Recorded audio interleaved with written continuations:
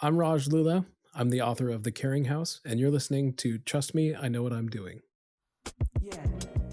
My name is Abhay Dandekar, and I share conversations with talented and interesting individuals linked to the global Indian and South Asian community. It's informal and informative, adding insights to our evolving cultural expressions, where each person can proudly say, "Trust me, I know what I'm doing." Hi, everyone. On this episode of Trust Me, I Know What I'm Doing, we share a conversation with the author of The Caring House, Raj Lulla. Stay tuned.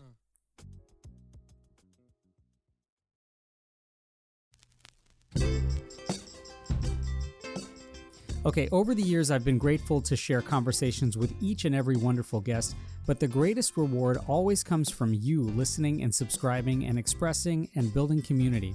So thank you for sharing Trust Me, I Know What I'm Doing with your friends, your family, and for following along wherever you might be catching this right now. I truly appreciate the kind reviews and ratings, so once again, thank you. One thing I've appreciated, and that's genuinely needed in not just our community, but every community, of course, is normalizing conversations and dialogue around our mental health and hygiene. And now to drill down a bit, I've always been interested in how people express and synthesize grief. And I know it's a topic that for many is not often explored or discussed because it feels quite personal and private. Loss and change are part of every human relationship, and especially for the conversations that we have within ourselves, expressions of grief can manifest through stories of incredible love, pain, power, recognition, and transformation. Now, for brand strategist and author Raj Lulla, grief, in a very unique expression, serves as the substrate for his new novel, The Caring House. It follows the story of Gabe and Jenny, two children who first met at a grief counseling center after each having lost their fathers to suicide. Now grown and married and seemingly having overcome their tragic upbringing, Gabe and Jenny face the sudden loss of another close family member, disrupting their peace and opening new discoveries that test a fragile patchwork of family secrets and a backdrop of local community culture, and question the basic trust that integrates their past into their future. Now, for Raj, who's an Indian American living in Omaha, Nebraska, grief and loss are familiar for him, as early in his marriage, his wife Lindsay unexpectedly lost her sister, and soon thereafter, Raj had also lost a few close friends. Raj and Lindsay used to live in Salt Lake City, Utah, and after learning about a nearby grief counseling center for children and teens called The Sharing Place, he was inspired to write and craft a novel around grieving. And being a pediatrician, I was heartened as it speaks to the voice and perspective and experiences of children around trauma. So Raj and I had a chance to chat about the book, about his thoughts on how grief is processed and even metabolized, and of course the immigrant and Indian American perspectives on mental health and emotional expression. But since we're both avid Aaron Sorkin fans and how everything can relate back to the West Wing, I did in fact want to know about who he'd choose to be his own power broker. Josh, CJ, Sam, or Toby? I think it would have to be Josh in terms of efficacy, or CJ, but probably Josh, but it's because I'm more of a Toby. Toby is definitely more my personality. The question of whether or not he wins in the end is a whole thing, because I think Toby is kind of a philosophical purist who is sort of designed to lose because he's not great with compromise, and it's just like it is his way or the highway. And so I think he needs people like, I think that's why I picked Josh to be the kind of the power broker, to be the one who makes the hard compromises and those sorts of things that are unpalatable. And Josh is able to get down and dirty like that, and it allows Toby to just grin and bear it, get through the compromises so stuff can actually get done. Well, I mean, whether it's getting through the tough choices and making compromises, or grinning and bearing it, or for that matter, staying rigid to your values or your philosophy, writing a book in 2024 is no joke, and so it's a process to go through. I'm curious, particularly with The Caring House, when do you remember actually deciding to write this book? Was there a moment that you can pinpoint that just says, hey, yes, some switch has gone off, I need to write this book? Yeah. So The Caring House is inspired by a grief support center for children in Salt Lake City. And my wife and I used to live in Salt Lake City, actually very close to the place that inspired it, even though we didn't even know it was there at the time.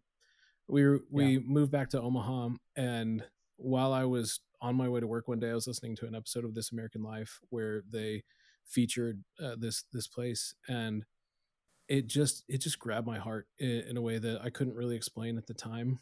It Hmm. They had this little boy on there in particular who talked about how his father had passed, and unfortunately it was to completing suicide.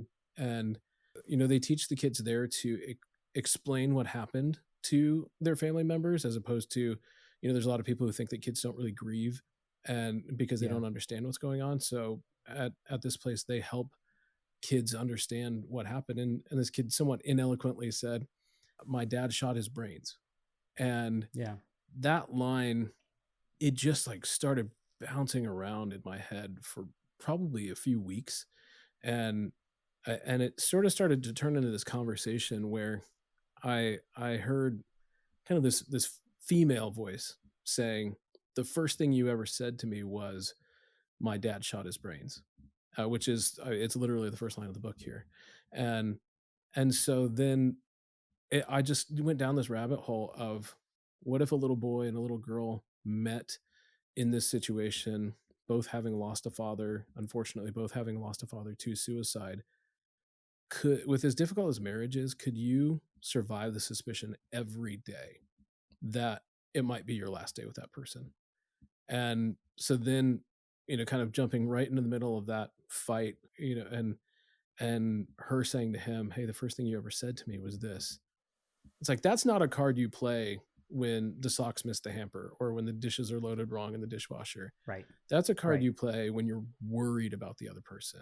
And so then it just felt like I was just discovering the characters, going, hey, what led to this conversation? What did he do? What led him to do what he did? And is it recoverable? And so, the moment that I was inspired was definitely listening to that episode. And then the moment that I decided to write down that sentence of, the first thing you ever said to me was, my dad shot his brains, it was off to the races then. The Word doc was started about 2 or 3 months after I listened to that episode. So I think that's the official moment that the book started. And for me, I was just trying to get to the end of, what is this story? What happened? And what does it mean? First off, so many fascinating backstories to that. And as you kind of dig deeper and deeper into people's characters and their lives and all the tentacles that they have, both socially and relationship wise, was it difficult to find cul-de-sacs for the story arcs? Because there's just so many different places that you could go with those conversations, whether they meet finality, whether they actually explore more questions, not to mention multi-generational aspects of that same question, and how trauma may or may not actually, get accelerated or decelerated with the generations. Yeah. It's funny because when we started the conversation talking about The West Wing and Aaron Sorkin, who we both admire, I had listened to his class on masterclass.com about writing screenplays. And he used a very simple formula, which was, you take a character, you run them up a tree, you throw rocks at them, and then you let them back down again. And so in terms of finding the story arc, I mean, because the first inspiration for this was them being in the middle of the fight, like I already knew how to run them up the tree. And so then it was, okay, what rocks will push this person close to the point of, I think for Gabe, the main character, the question for him, I think that lingered in his own mind was, am I gonna become my dad?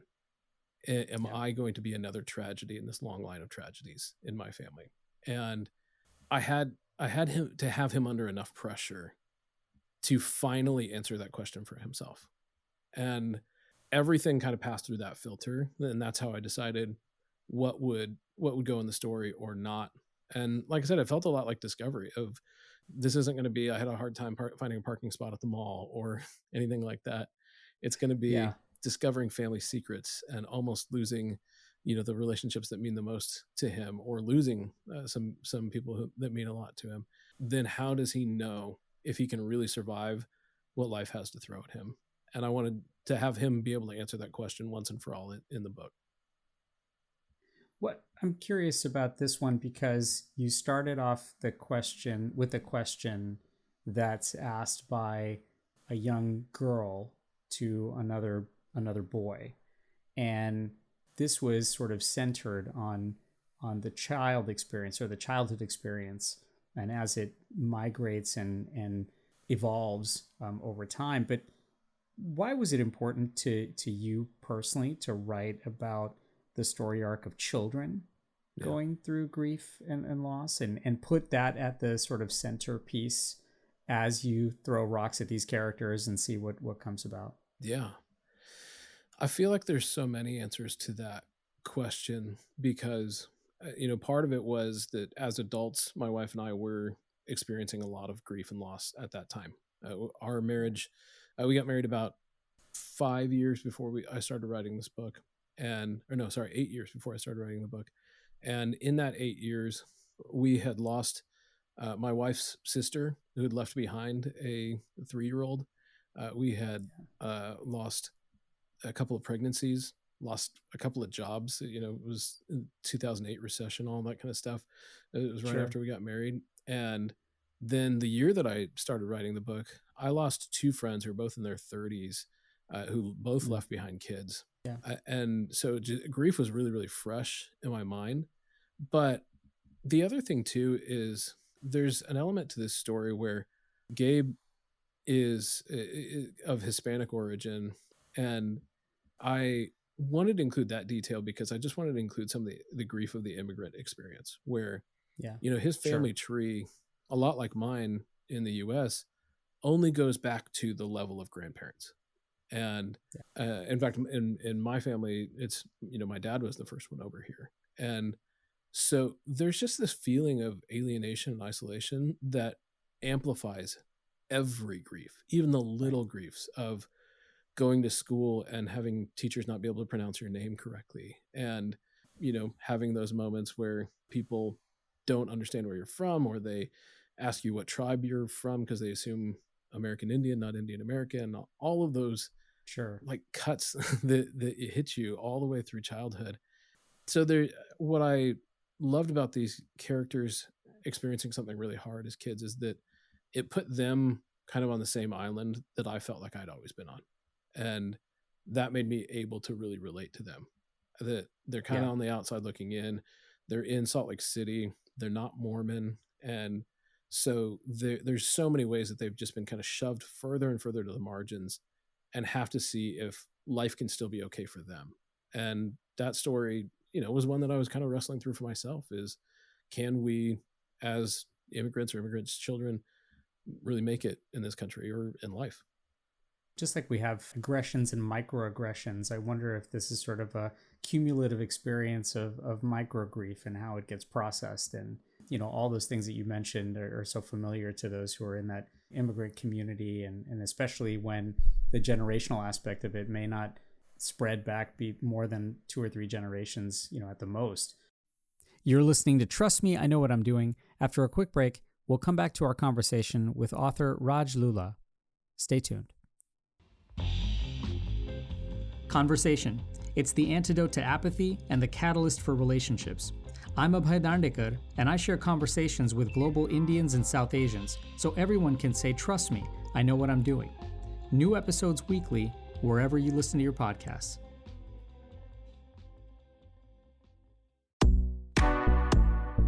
Hey everyone, this is Arjun Amala, professional baseball player for the Toronto Blue Jays, and you're listening to Trust Me, I Know What I'm Doing.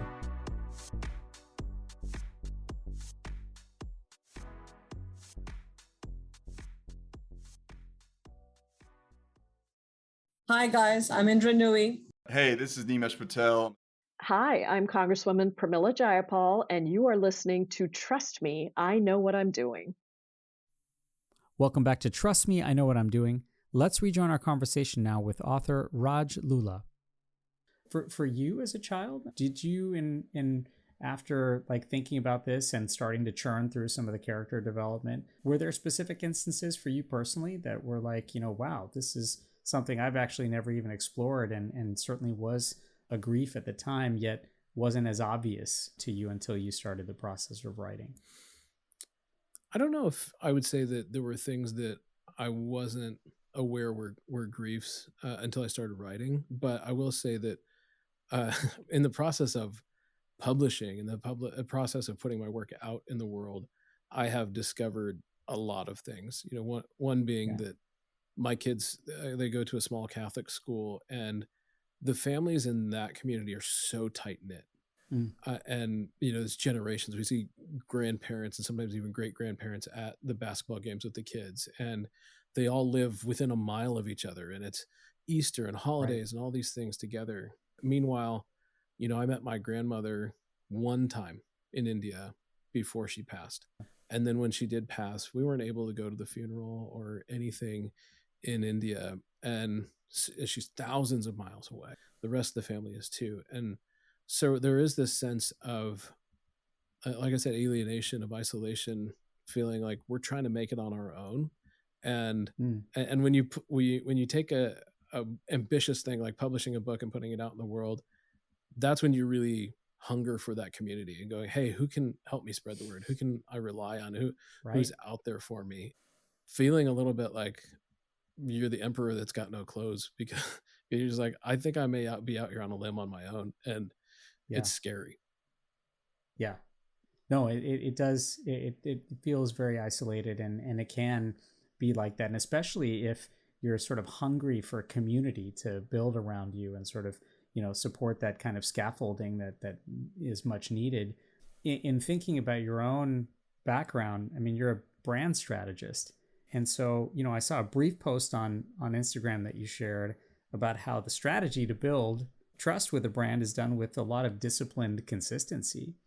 Is there, in your mind's eye, is there a strategy to help build trust among those who grieve, especially when this is an arena that is so predictably inconsistent with how people deal with it? Yeah. You know, there's the old cliche about, you know, grief is a club that no one wants to join, but everybody eventually does.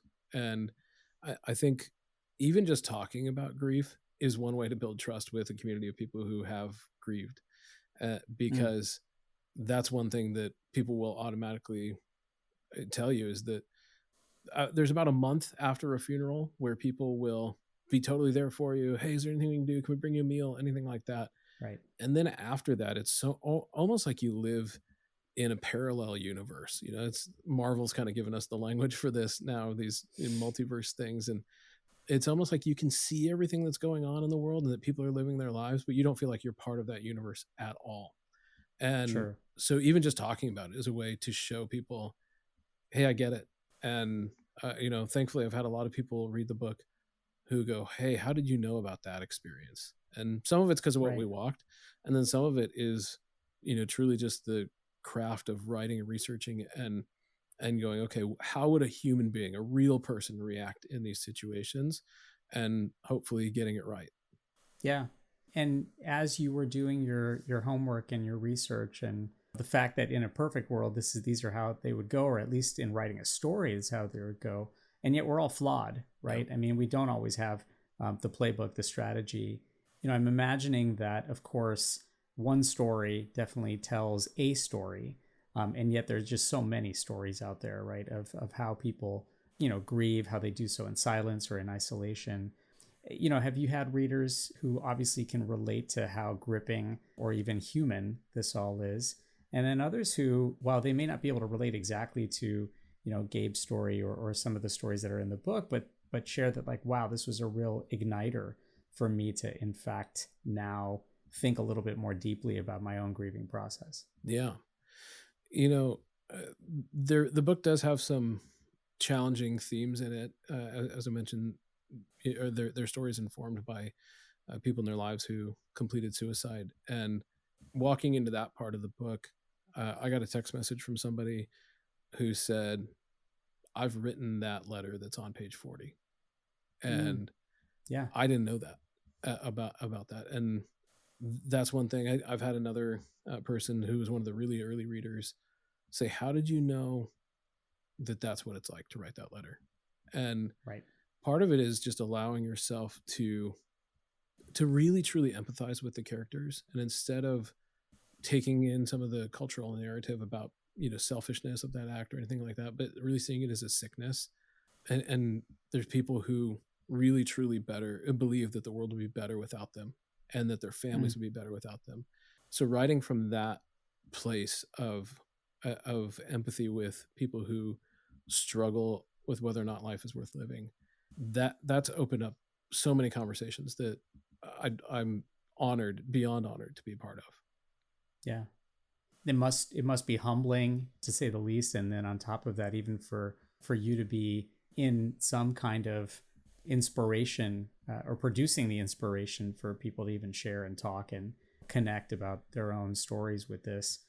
I did read one blog post you wrote also, and then now after writing this book and thinking about these themes, it sort of means I'm imagining something different. But I'm curious about how you would explain this to someone who's perhaps a novice to this entire arena and area of thought. But what does it mean for someone to, quote, metabolize grief? So talking about that idea of grief being kind of like a parallel universe, the impulse is for us to want to sort of get back to the same place that everybody else is living in as quickly as possible. And a lot of the people around you will expect that of you as well. But that's not very realistic. And I like to think of it more as, I can't remember who said it, but they said that we actually have two deaths. We have the death when our physical body dies, and then we have the death when the last person ever speaks our name on earth. And so the last person to remember you speaks your name for the last time. That's your second death. That's your real death. And when we think of it that way, metabolizing grief is like, taking in this huge thing inside of us, almost the entirety of another person's life and what they meant to us, and both the frustrations and the joys and the love and the anger and all those things that we had for that person, and just like sticking it inside of your chest. And then over time, that starts to become part of you. And so just in the same way, like if you eat a huge Thanksgiving meal, it's like it becomes part of you. You may feel awful for a little while with the Thanksgiving meal, and you're like, why did I do this to myself? But it becomes part of you. Some of it leaves you, but then the stuff that stays. And that's a lot of the same way it is with grief, is that we take in who that person was to us, what they meant to us. And then some of it falls off, anger, resentment, those kinds of things that you eventually just have to let go. Those fall off. But then the memories of them singing and dancing in the kitchen, or their cookies, or the way that you used to celebrate holidays together, any of those things, those become a part of you.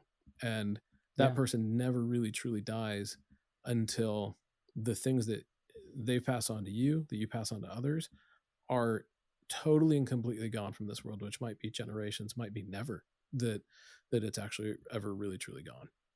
I love that, by the way, because it does reflect so much on how legacy can live, how, people's memories and happiness and nostalgia and even sort of integration of another person's impact can have on anyone else's life. I'm curious, in writing all of this and thinking about this, more deeply for yourself, what you discover about your own ability to metabolize, if you will, the human experience, and perhaps not just grief and loss, but even other forms of, or other elements of that spectrum of emotions that we constantly go through. Yeah, a lot of people, especially people who know me, who've read the book, try to read me into Gabe's character, and that's a mistake. Gabe and I are not entirely similar. Like I said, he's Mexican American, I'm Indian American, and there are many things that are different between us. However, one thing that we do share in common is that I didn't want to write a story where Gabe was dealing with the exact same kind of mental illness that his dad did, because to me it was a little trite. It was a little, oh, now I understand what it's like to be depressed, and all that. It's too Full House, tie it up in 30 minutes kind of thing. Right. But I wanted him to wonder if he had depression. And to me, that's anxiety. And that's Mm-hmm. something that I'm very familiar with. And Sure. and so in terms of what I discovered about myself, for one, I mean, I've done a lot of therapy, a lot of counseling through the years. It started in 2008 for me when my wife and I got married, and I lost my job 6 weeks before we got married. And Mm. at that time, like I self-diagnosed anxiety. I literally was watching a commercial for, I don't know, Zoloft or something, and I was like, oh shoot, I check a lot of that list off. And so I was like, okay, I probably need to go see somebody. But at that time, I just wanted relief of symptoms. I was like, okay, just Yeah. no more panic attacks in the grocery store. How can I get past that? And then was fine for a little while. And then after we had kids, was exhausted, all that, and in a career that wasn't really going anywhere. I went back to therapy probably around the time my second daughter was born, and in that time, it was a little bit more sort of trying to understand why is this happening. Sure. Now I'm started back in counseling in during the pandemic, like a lot of people. It was hard to get in, but in this series, and I've been ongoing, kind of more as maintenance now, to was to figure out why is there this paradigm in my mind where there's good enough and nothing else. And I Yeah. think a lot of Indian kids can understand this. My parents always said, you don't have to get straight A's, you just have to do your best. And then if you brought home a B plus, you go, is that really your best? And so Right. it's like Right. there's this perfectionism, there's this, this drive that we have that it's, if you're not doing your absolute best, you're not surviving in this country. Yeah. And that last round, or this most recent round of therapy has been about developing a growth mindset instead of Yeah. a fixed mindset that there's perfect and nothing else. And writing the book and putting it out in the world, getting to a point of going, this is good enough to show other people, was so Right. brutally hard. Yeah. and Of course. and now that I'm getting to see people read it and respond to it in the way that some folks have, is so meaningful that Right. it's helping to destroy that perfectionism narrative, because Sure. now I'm realizing that if it wouldn't hit these people at the right time in their life, then it wouldn't, even if it was a quote unquote better book, if Aaron Sorkin would say this was amazing writing or whatever, but if it wasn't at the right time for those people, then it wouldn't have been good for them. Right. And so kind of dismantling this whole belief system that like there's perfect and there's nothing else. That's been a huge way that this book has impacted my life. I mean, like it's a dose of realism, Yeah. right? That, and really being at peace with that realism, that I'm sure is elusive to a lot of people. I mean, certainly in the immigrant community, for those who are really sort of programmed, if you will, to, hey, it's not acceptable if it's not 100%, and but being able to find that comfort in what you're producing. And in a way, I guess scientifically, that's kind of what metabolism is all about, right? Yeah. When it's over, it's over. And being able to be comfortable with that is all part of it. You're listening to Trust Me, I Know What I'm Doing. After a quick break, we'll come back to our conversation with the author of The Caring House, Raj Lulla. Stay tuned. Conversation. It's the antidote to apathy and the catalyst for relationships. I'm Abhay Dandekar, and I share conversations with global Indians and South Asians, so everyone can say, trust me, I know what I'm doing. New episodes weekly, wherever you listen to your podcasts.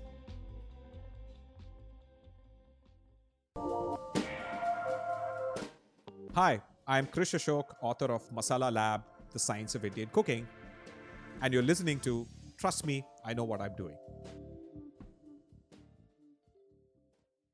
Hi, this is Farhan Akhtar. Hi, this is Madhuri Dixit. Hi, this is Vidya Balan, and you're listening to Trust Me, I Know What I'm Doing. Hi there, I'm Abhay Dandekar, and you're listening to Trust Me, I Know What I'm Doing. Let's rejoin our conversation now with the author of The Caring House, Raj Lulla.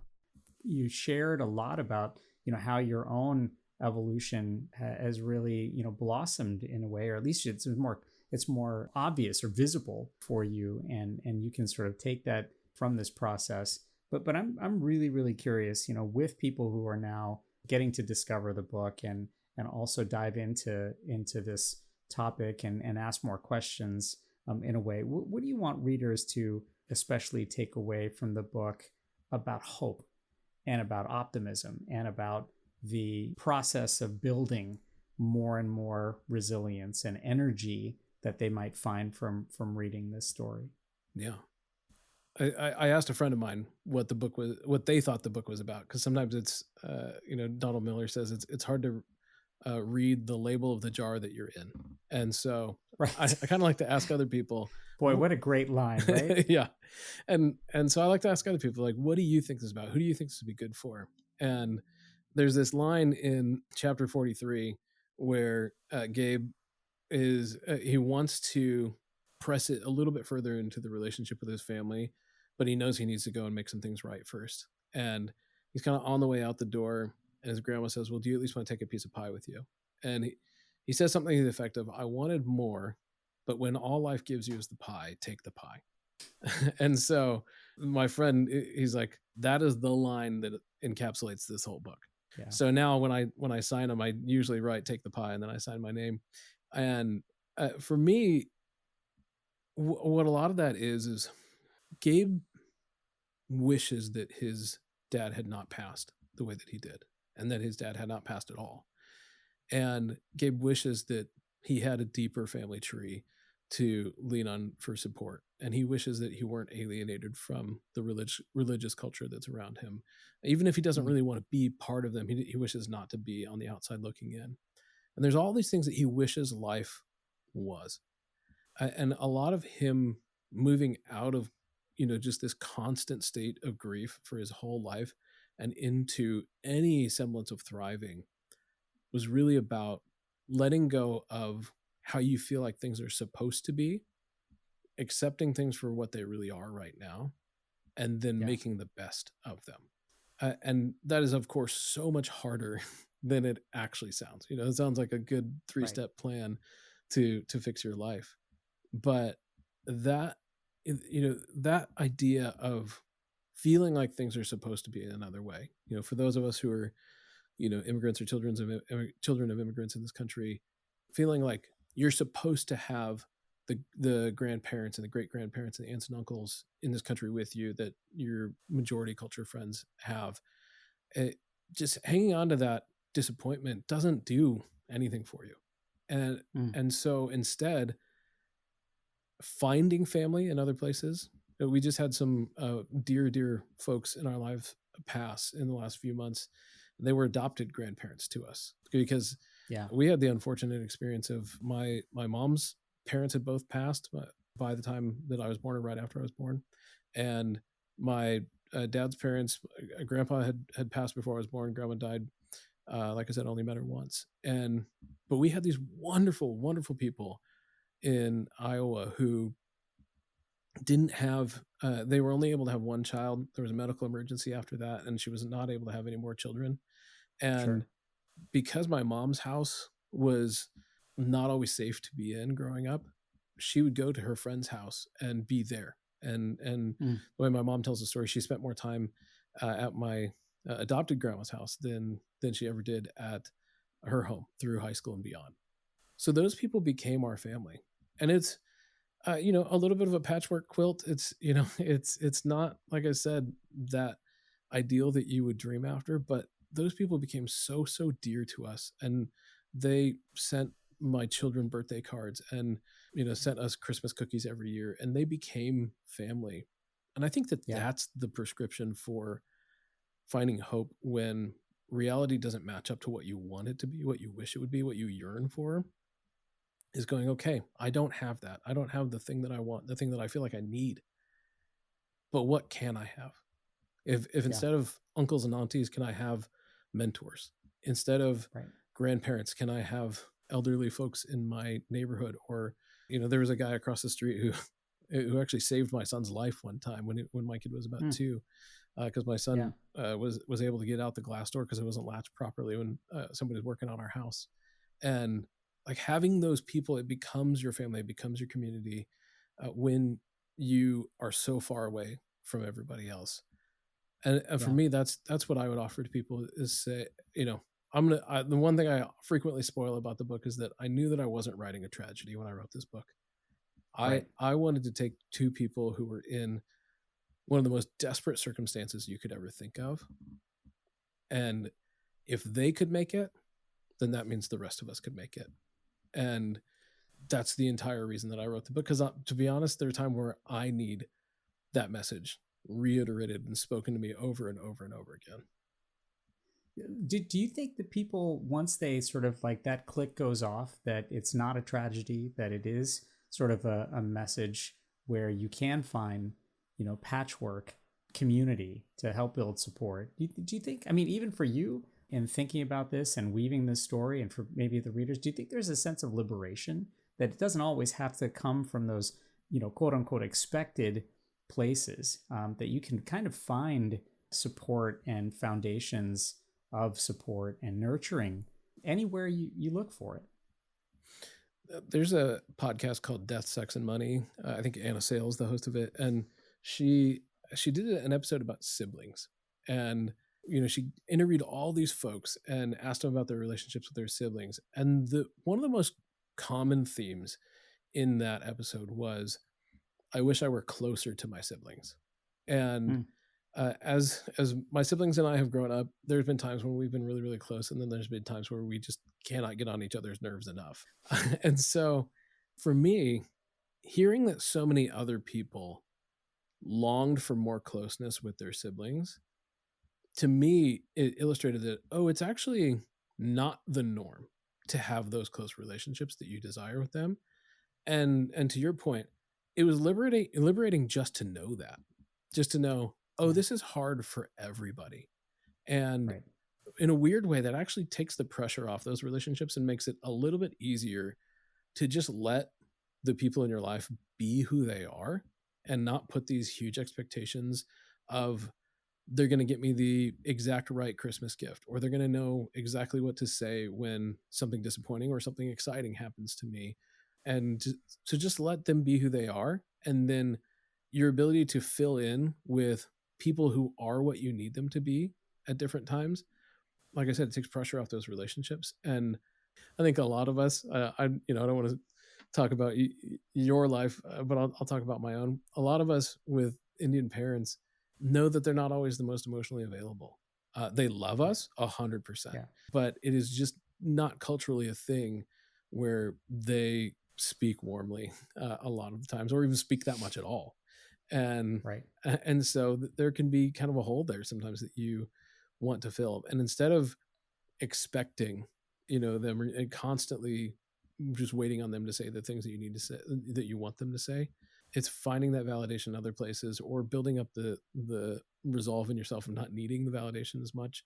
And and then when it does come, the times that it does come, then it is so warm and so satisfying. It's funny with my parents, they were, proud of me for writing the book, putting it out there and all that. But the day that I showed them the physical copy and like held it up for them, put it in their hands. My dad started taking pictures of me, which, I mean, to be honest, I can't even think of the last time that if he's ever done that. Maybe when we were in India when I was 5. That, it was that moment. And instead of hoping and waiting for all the attaboys that we want our parents to give us, just loving that moment, holding that moment, and going, okay, we had that. And celebrating it. And I mean, it's very event based, right? I mean, they say that, like, of course, profound events of grief or loss, or profound celebrations, something tangible like a book release is sometimes what it takes for that comfort. Being vulnerable enough to take a photo, like whatever that might be, that's when it comes out. And certainly we can, many of us can relate to that kind of instance. But in the end, right, it's still about just like taking the pie, right? I mean, it's there in front of you, and having it there is something we need to probably savor and do a lot more of, and remind probably those around us to take that pie as well. Yeah, because if we don't take it, then what we're doing is going, hey, well, I wish there was more here. And so I'm going to deny myself this because I've got resentment around everything else that I haven't been given. And all that does is it leaves you without pie, and, so whatever that pie, you can be resentful that the only moment that you got the congratulations from your parents or whatever was when you graduated, when you got that trophy or whatever. But that's such an awful way to live, because then the moments that you do get are completely soured by those expectations. Instead, it's take the pie and then do the next right thing. And what you'll realize is that those moments strung together across your life actually make a really great thread. It may not be as big and as loud as you wish it were, but it's really, really meaningful if you just keep going. Take what you can get and then keep going to the next right thing, and that's how you build a meaningful life. Well, the next right thing and the next right thing certainly involves a lot of people hopefully understanding and getting to enjoy and appreciate the story in the Caring House. Raj, thank you so much for joining us. This was really something that I was looking forward to, and a real treat to share a conversation with you. And we wish you all the best. Yeah, thank you. Thanks, Raj. And please do check out his book, The Caring House. And I've put some links on how you can learn more about Raj and order the book in the show notes. And remember that if you're in the US, anyone can call or text 988 24 hours a day for mental health crisis support, for suicide or emotional distress. A huge thank you worldwide to all of the mental health professionals and peer counselors out there. I hope we can together all build more mental health awareness and find comfort through conversations. Till next time, I'm Abhay Dandekar.